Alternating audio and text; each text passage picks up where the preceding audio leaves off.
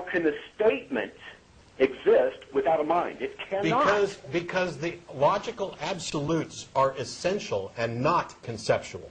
Okay, what you're doing is saying that the nature of logic itself is concomitant with the existence of physical properties. No, because Yes. because they apply even if there is nothing. Nothing. The application is of the mind. I agree. The application of this is of the mind. The Why do application you keep using conceptual applications to verify a non-conceptual situation? Because you have to talk about it. Exactly. You cannot do it without mind. But that Truth goes. doesn't exist without a mind. The logical absolutes, by necessity, require a mind. This is the contradiction in your thing. You're saying that X is conceptual, therefore the thing that X is based upon is conceptual. No, that's that's a not fallacy. That's No, a no, fallacy. no, no. That's like saying my lust is emotional, therefore the object of my lust is also emotional. It's a category fallacy. No, that's called a fallacy of division. Look, the nature of the logical absolutes. Logic is a process of proper inference. The proper inference occurs in the mind. Logic is a process of the mind. Agreed. The logical basis of logic itself is on basic conceptual laws. They are statements that we codify. All you do is when you say, hey, look, we are the ones codifying what already exists, you're not saying anything other than they are either the property of the universe, which can't be, or we are inventing them by codifying them. And you're saying then that what they really are dependent upon human minds for their existence. No. What I'm saying, I agreed with almost everything right up to the end, except that what you've done is you've talked about two different things. You've talked about logic, and that is the process that we go through, the thinking, the model that we build in our mind that reflects reality. That is necessarily conceptual.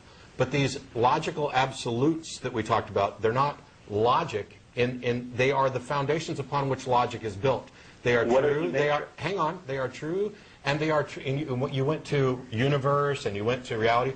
They are true, irrespective. I can't believe I almost said irregardless. That was a good one. You got me so flustered. You're using me letting me use non-words.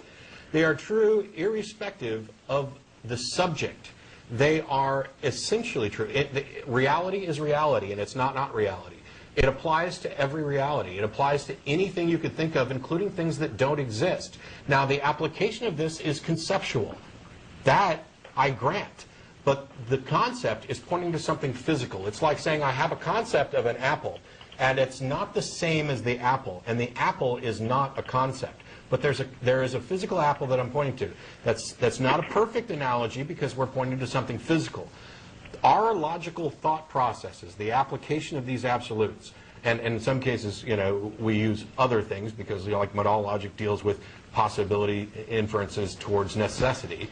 But that's our attempt to understand the universe in which we live.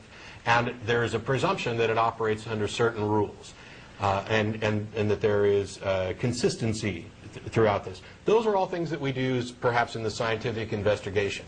But That's called begging the question. But at the core, these three absolutes of classical logic that were sorted out at the time of Aristotle, they address, for example, in a syllogism, they address the validity of the structure. They are content agnostic. A equals A does not equal not A, and it's not neither or both at the same time. This addresses essence. It is the only sense that this is conceptual is that you have a concept of this. But the this in that sentence is not in itself conceptual.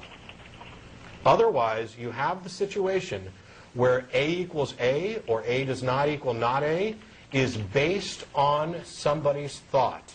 It becomes contingent upon thought, which is exactly what you want to do. You want to get to the point where you can say that since we're not perfect, it must be contingent on a perfect mind since they're absolutes. Well, guess what? Well, first of all, you can't get there because that's not it. You've changed the scope of what we're talking about. We're talking about the absolutes.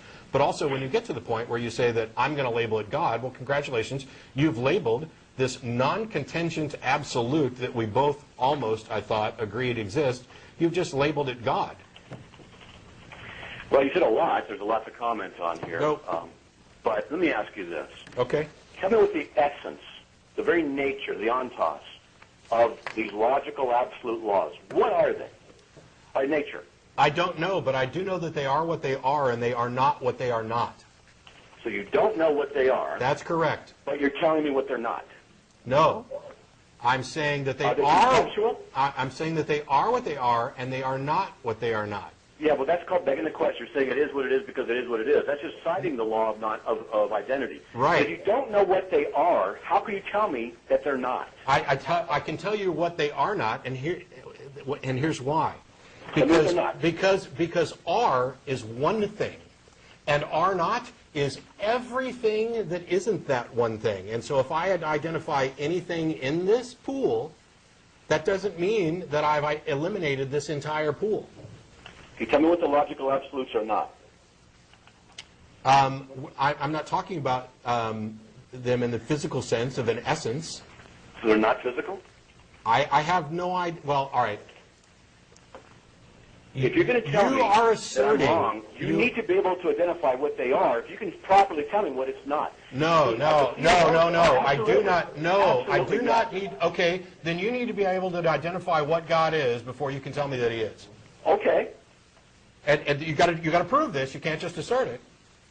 No, you said. How do I prove? This is the proof. I'm saying. We're talking in one context, and I'm afraid there's a limit to how long I can let this go on before we start losing callers and viewers. And maybe we can take it offline, discuss it in email, and get back to it again on another call. But what I'm saying is, you're saying that that these laws are transcendent, not contingent, although you leave one mind as an exclusion to that, and absolute. And I'm saying, and then you go on to say that they're conceptual in nature because we think about them. And I'm saying that argument is logically flawed.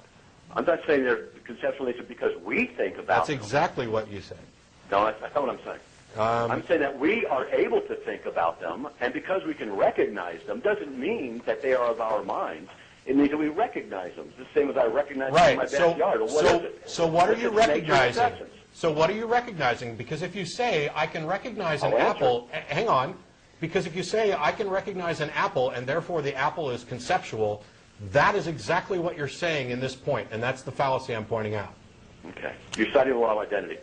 Look, I'm a theologian, and if someone were to come to me and say the Trinity is one God in three modes or forms, I'd say, no, that is not right. The reason it's not right is because it violates what the true definition of it really is. This is what it really is. I'm able to recognize what is wrong because I know what it really and truthfully is. How do you know? How do you know? Because I know from the Scriptures what it is. That's a whole other topic. If you want me to come back on and discuss the Trinity, I will. But here's the thing. The principle is this.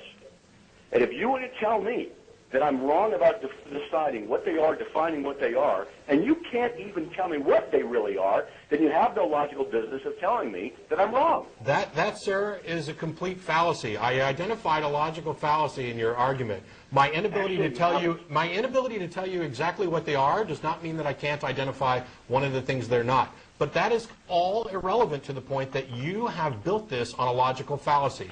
You have said that logic, our thought process, is conceptual, and therefore the absolutes upon which it is founded are also conceptual. And that is fundamentally the same as saying, I have a concept of an apple, and therefore the apple is also conceptual.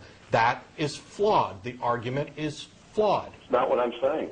But I'm saying that I'm sorry that you don't see it that way, but the structure is the same. Well, I can say the same thing about you, Matt, respectfully. I'm sorry you don't see it that way. But the fact is, you don't have a standard by which you can judge whether these logical absolutes are or are not conceptual. I'm asking you for a list. Tell me what they are not. I will write them down here on my computer as we're talking. You're asking me to prove that a God doesn't exist, essentially. No, I'm not. And I don't. Yes, you are, essentially. No, I'm not. Yes, you are. Let me finish. No, I'm not. I'm asking you to tell me. I'm going to hang up on you in a second, Matt, if you don't let me finish this. I'm making an analogy here. I'm sorry that your brain missed it.